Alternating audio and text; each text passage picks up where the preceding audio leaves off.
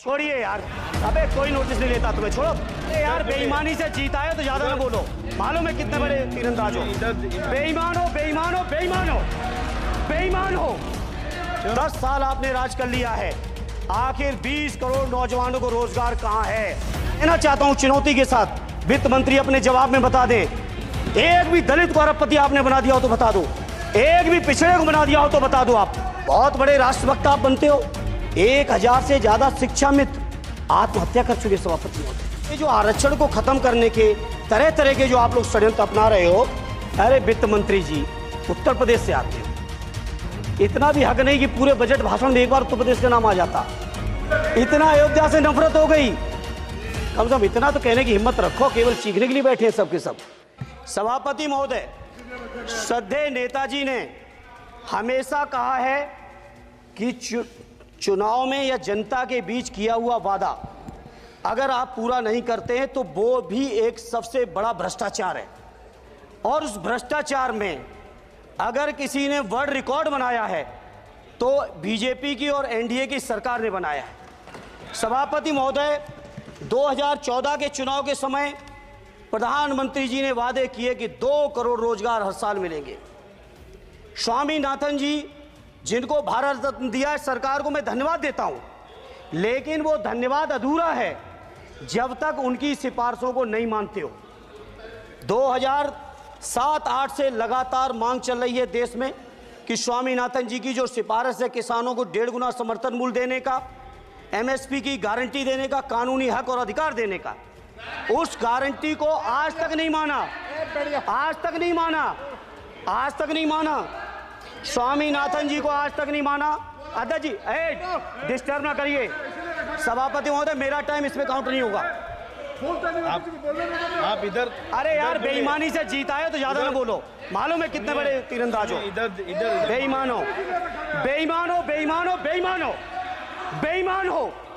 चलो, स्वामीनाथन जी की आपने नहीं मानी, एमएसपी आपने लागू नहीं की। कितनी बढ़िया बातें कि खाद पे हम सब्सिडी बढ़ा रहे हैं, पहले 50 किलो को 45 किलो, फिर 45 किलो को 40 किलो, और मुझे लगता है कि एक तीसरा कार्यकाल पूरे होते होते केवल 10 ही किलो बचेगा खाद के कट्टे में, इससे ज्यादा नहीं बचेगा। मंडी एक नहीं बनाई, आत्महत्या इतनी कर रहे हैं किसान, और किसान अगर अपनी एमएसपी की मांग करते हैं, हजारों किसान यहीं दिल्ली की सीमा पर मारे जाते हैं, और आप सोचते हो कि आपकी बात को कोई समझेगा नहीं। सभापति महोदय, नौजवानों को कितना गुमराह किया गया। नौजवानों से कह दिया गया हर साल 2 करोड़ रोजगार। मैं आज सवाल पूछता हूं अपने नौजवानों की ओर से, बताएं भारतीय जनता पार्टी के लोग, सरकार में बैठे लोग, 10 साल आपने राज कर लिया है, आखिर 20 करोड़ नौजवानों को रोजगार कहां है? अरे छोड़िए यार, अबे कोई नोटिस नहीं लेता तुम्हें, छोड़ो छोड़ो, कोई नोटिस नहीं लेगा तुम्हें। 20 करोड़ नौजवान के रोजगार का हिसाब कहां है? आज 11वें बजट में जब याद आई तो वो भी ट्रेनिंग की बात करते हो। मैं कहना चाहता हूं IIM, IIT के नौजवानों को रोजगार नहीं दे पा रहे हो। आप सोच रहे हो इंटर्नशिप के इस छोटे से सुगूफे से नौजवान खुश होंगे? देश के नौजवान खुश होने वाले नहीं है।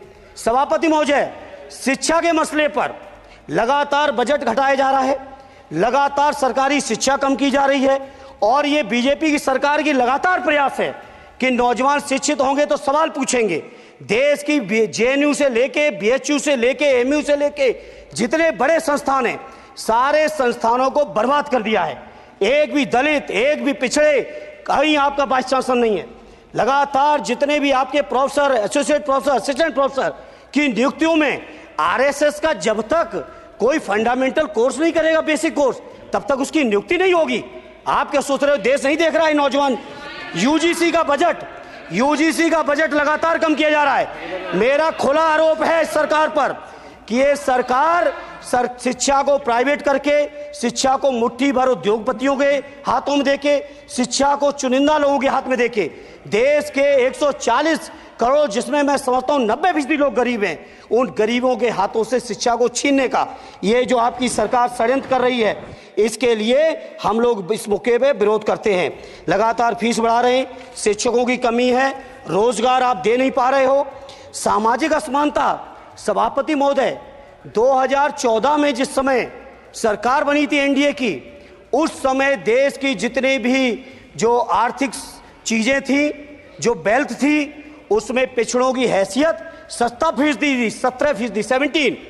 और आज 10 साल की एनडीए की सरकार के बाद पिछड़ों की आर्थिक हैसियत हो गई है केवल 9%। मैं कहना चाहता हूं चुनौती के साथ, वित्त मंत्री अपने जवाब में बता दें, अनुसूचित जनजाति का एक भी व्यक्ति देश में अरबपति हो तो बता दो, एक भी अरबपति हो तो बता दो, एक भी दलित को अरबपति आपने बना दिया हो तो बता दो, एक भी पिछड़े को बना दिया हो तो बता दो। आप जवाब में दे देना, आप डेटा दे देना, आप डेटा दे देना, हमारी दबाव नहीं रुकेगी। सभापति महोदय, जब बीजेपी की सरकार, जब बीजेपी के लोग विपक्ष में रहे तो ओपीएस की बातें किए। 10 साल से आप सत्ता चला रहे हो, 11वां बजट पेश कर रहे हो, पूरा देश आज ओपीएस के लिए सरकारी कर्मचारी परेशान है, कहीं ओपीएस की चर्चा नहीं है, पुरानी पेंशन की कोई चर्चा नहीं है। सभापति महोदय, पुरानी पेंशन तो पुरानी पेंशन, हम मांग करते हैं, बहुत बड़े राष्ट्रभक्त आप बनते हो, मैं मांग करता हूं देश के पैरामिलिट्री फोर्सेस को आप पुरानी पेंशन दीजिए, मैं मांग करता हूं। आप राष्ट्रभक्त हैं ना, सीमा में जो सुरक्षा कर रहे हैं, जो शहादत झेल रहे हैं, मेरी मांग है कि आप उनकी ओपीएस दीजिए, वो आप ओपीएस नहीं दे पाओगे। इसी तरह से सभापति महोदय, देश के अंदर बहुत से ऐसे संविदा कर्मचारी, एक से एक बढ़िया फार्मूला, अब कानूनन मंडल आयोग लागू हो गया तो कैसे पिछड़े और दलितों को रोकें, तो संविदा कर्मी की प्राइवेट कंपनी, प्राइवेट आपने आउटसोर्सिंग कर दी। आउटसोर्सिंग के कारण से देश के सारे दलित, सारे पिछड़े, सारे आदिवासी आपकी सेवाओं से बाहर हो गए, उनके पास कोई कानूनी हक नहीं। तो ये जो आरक्षण को खत्म करने के तरह तरह के जो आप लोग षड्यंत्र अपना रहे हो, इस षड्यंत्रों को देश का जनमानस पूरी तरह से जान भी चुका है, पहचान भी चुका है, और इसीलिए उत्तर प्रदेश से तो आपको कर ही दिया है बाहर, देश से भी बाहर जल्दी करेंगे और हमारे साथी मिलकर दूसरे प्रांतों से भी बाहर करेंगे। इसी तरह सभापति महोदय, हम मांग करते हैं, आप सोचिए उत्तर प्रदेश अकेले के अंदर, देश के हालात मुझे नहीं पता और बदतर होंगे, अकेले उत्तर प्रदेश में 1000 से ज्यादा शिक्षा मित्र आत्महत्या कर चुके। सभापति महोदय, कोई सरकार के कान पे जू नहीं रह रही है, किसान आत्महत्या कर रहे हैं, इन्हें कोई मतलब नहीं, अनुदेशकों को तनख्वाह नहीं मिल रही है समय से, कोई मतलब नहीं, आंगनबाड़ी महिलाएं परेशान हैं, इनको कोई मतलब नहीं। सभापति महोदय, आपकी आशा बहुएं, आपकी ये रसोईया महिलाएं, आपकी आंगनबाड़ी, पंचायत सहायक, रोजगार सेवक, मैं समझता हूं सभापति महोदय, यहां बैठे हर सदस्य के पास इनके क्षेत्रों का ये डेलीगेशन जरूर मिलता होगा और मांग करता होगा कि कम से कम हमारा मानदेय बढ़ाया जाए, हमें स्थायी किया जाए। सभापति महोदय, इसके लिए सभापति महोदय, मेरी पार्टी के किसी भी मेंबर से हम नंबर कम कर लेंगे, टाइम, मेरा टाइम बढ़ा दीजिए, बढ़ा दीजिए, कोई भी मेंबर हमारे लिए दे देंगे टाइम, हम लोग। इसलिए सभापति महोदय, इन सभी समस्याओं के लिए मैं आपसे कहना चाहता हूं कि इनका समाधान करिए, और नहीं समाधान करेंगे तो अभी तो बैसाखी पे बन गए, बिहार और आंध्रा को पैकेज देखे फिर देश में कितने राज्यों को पैकेज दे पाओगे। अरे वित्त मंत्री जी, उत्तर प्रदेश से आते हो, इतना भी हक नहीं कि पूरे बजट भाषण में एक बार उत्तर प्रदेश का नाम आ जाता। इतना अयोध्या से नफरत हो गई, अयोध्या से अवधेश जी क्या जीत गए, आप लोगों को इतनी नफरत हो गई कि एक भी उत्तर प्रदेश का एक बार भी नाम नहीं आया। सभापति महोदय, इसे मैं आज इस मौके पर सभापति महोदय, देश के गरीबों, किसानों, नौजवानों, व्यापारियों, बुनकरों, सभी की ओर से कहना चाहता हूं, ये बजट देश विरोधी बजट है। कुछ समस्याओं के लिए सभापति महोदय संवेदनशीलता के साथ मैं कहूंगा सरकार को विचार करना चाहिए। श्रद्धेय नेताजी जब रक्षा मंत्री थे, उन्होंने व्यवस्था दी थी कि देश के अंदर जो भी सैनिक शहीद हुए हैं उनको ससम्मान उनके घरों पे जाके राष्ट्रीय सम्मान के साथ उनकी अंत्येष्टि हो। मैं उन्हीं की परंपरा को आगे बढ़ाते हुए एक और मांग करता हूं सभापति महोदय कि जो हमारे शहीद जिनकी अंत्येष्टि स्थल जहां कहीं भी बना हो, जिस भी परंपरा से बना हो, अरे आपको कुछ नहीं पता है, अरे यही तुम्हारे सैनिकों के लिए यही तुम्हारा भाव है। सभापति महोदय, आप बोले सर। सभापति महोदय, मेरा अनुरोध है अग्निवीर की योजना खत्म की जाए। ये 4 साल के सैनिक से देश की उतनी मजबूत रक्षा नहीं हो सकती। नौजवानों को गुमराह करके केवल 4 साल, उन्हें दो ना 60 साल तक रिटायरमेंट, 4 साल बाद वो कहाँ नौकरियां ढूंढेंगे। इसे मेरी मांग है अग्निवीर की योजना खत्म की जाए।